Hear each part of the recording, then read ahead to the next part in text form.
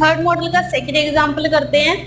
Question है यहाँ पे an amount of 12,000 as loan by Vivaan at compound interest charging 5% for first year, 10% for second year and 15% for third year. What is the total interest to be paid by Vivaan after 3 years। Question में विवान ने 12,000 की amount loan ली है, ठीक है, और compound interest charging है उस पर 5% फर्स्ट ईयर का, 10% सेकेंड ईयर का और 15% थर्ड ईयर का।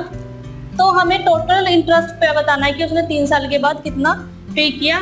टोटल इंटरेस्ट पूछा गया हमसे और हमें पहले से ही डिफाइंड है कि कंपाउंड इंटरेस्ट है यहाँ पर, तो यानी कि हमें टोटल सीआई बताना है कि टोटल सीआई उसने कितना कंपाउंड इंटरेस्ट कितना पे किया है। अब जो रेट ऑफ इंटरेस्ट है ये 12,000 पे चार्ज हो रहे हैं, ठीक है, यानी कि जो ये अमाउंट हमें दी गई है ये है प्रिंसिपल अमाउंट, है ना, क्योंकि इसी पर ये चार्ज लग रहा है। तो हम यहाँ बताएंगे कि 3 साल के बाद विवान ने कितना कंपाउंड इंटरेस्ट पे किया है। तो अगर हम फॉर्मूले के अकॉर्डिंग इसको सॉल्व करें तो हमें अमाउंट का फॉर्मूला पता है क्या होता है, P1 + R/100 whole power T, है ना। अब यहाँ पर जो रेट ऑफ इंटरेस्ट है वो तीनों साल का अलग अलग है। तो हम क्या करेंगे कि जैसे हमने सिंपल इंटरेस्ट के केस में किया था, फर्स्ट ईयर के लिए अलग कैलकुलेट किया, सेकंड ईयर के लिए अलग कैलकुलेट किया, थर्ड ईयर के लिए अलग कैलकुलेट किया, उसे मर्ज कर दिया, ठीक है। ऐसे ही हम यहाँ पर भी तीनों साल के लिए अलग अलग कैलकुलेट करेंगे। तो rate of interest first year का, टाइम पीरियड भी फर्स्ट ईयर के लिए जो भी रहेगा, ठीक है, 1 + R सेकेंड ईयर का divide by 100 whole power T second year के लिए टाइम पीरियड, और 1 + R सेकेंड ईयर के लिए rate of interest for third year divide by 100 whole power T, ठीक है।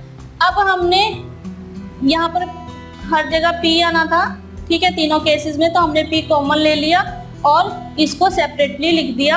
अब इस केस में टोटल जो टाइम पीरियड है वो फर्स्ट ईयर के लिए भी 1 है, 1 साल का है, सेकेंड ईयर के लिए भी 1 है, 1 साल का है, और थर्ड ईयर के लिए भी 1 है, 1 साल का टाइम पीरियड है यहाँ पर। क्योंकि अगर हम टोटल अमाउंट को फाइंड आउट कर लेते हैं तो हम सीआई को फाइंड आउट कर सकते हैं, क्योंकि हमें पता है सीआई होता है total amount minus principal amount.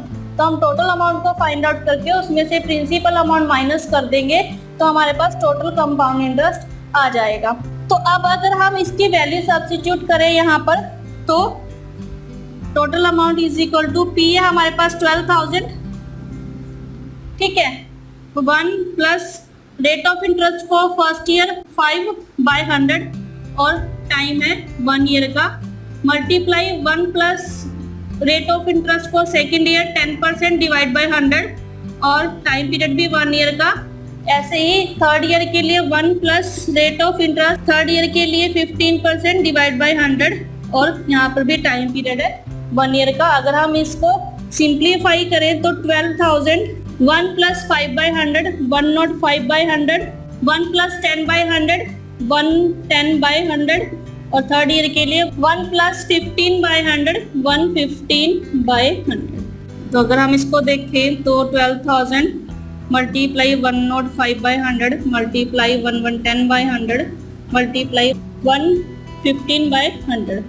तो अगर हम इसको सिंप्लीफाई करें तो 2 0 से कैंसिल हुई है, 1 0 से ये 0 कैंसिल हुई, ठीक है, 520 टाइम्स और 521 टाइम्स, 5 4 टाइम्स और 523 टाइम्स, तो ये 3 पे कैंसिल। तो 3 × 21 × 11 × 23। तो अगर हम इस सबको मल्टीप्लाई करें तो ये मल्टीप्लाई करके आएगा 15,939 रुपीज, यानी कि विवान ने जो टोटल अमाउंट पे किया वो किया है 15,939 रुपीज, ठीक है, 12,000 के प्रिंसिपल अमाउंट पे।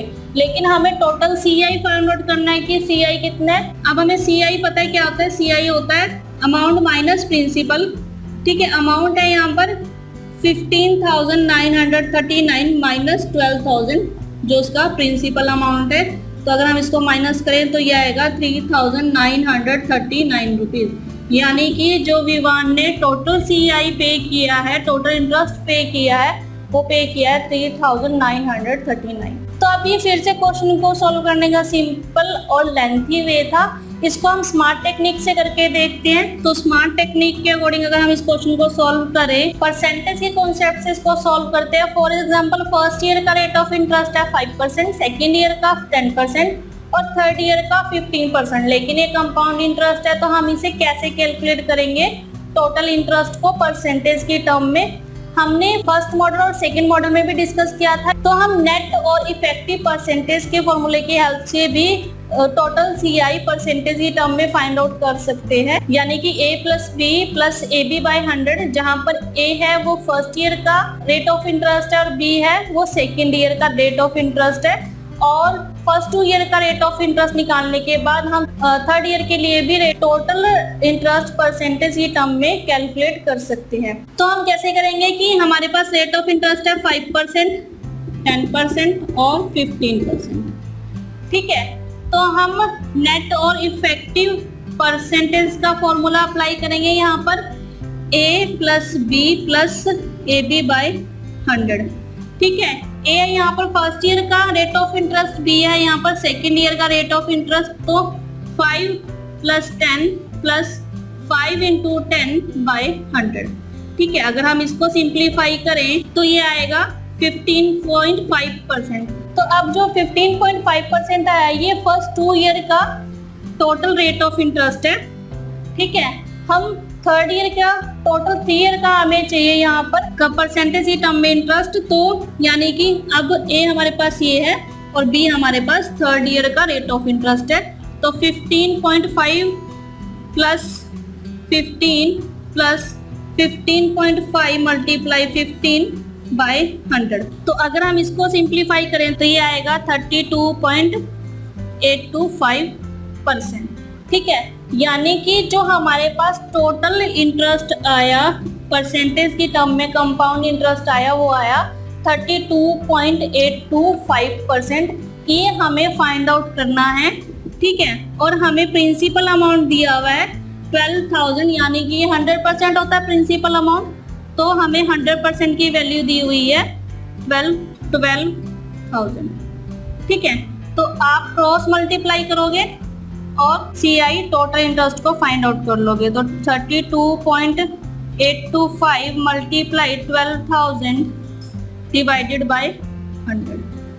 ठीक है, तो अगर आप इसे मल्टीप्लाई करोगे तो ये आएगा 3,939 रुपीज। तो आपने देखा कि पहले हमने टोटल अमाउंट को फाइंड आउट किया, फिर तो हमने टोटल अमाउंट में से प्रिंसिपल माइनस किया, तो हमारे पास CI यहाँ पर हमने फाइंड आउट किया। लेकिन इसमें सिर्फ आपको CI परसेंटेज की टर्म में फाइंड आउट करना है। ठीक है, और उसके बाद आपको कोई एक परसेंटेज दी होगी, 100% दिया हो या फिर टोटल अमाउंट दिया हो परसेंटेज की टर्म में यहाँ क्वेश्चन में, तो आप क्रॉस मल्टीप्लाई करके इजीली क्वेश्चन को सॉल्व कर सकते हैं। तो आप इस तरह से डायरेक्ट ही CI को कैलकुलेट कर सकते हैं नेट और इफेक्टिव परसेंटेज की हेल्प से। ठीक है, तो आप शॉर्टकट मेथड को अपनाइए ताकि आपका टाइम सेव हो सके।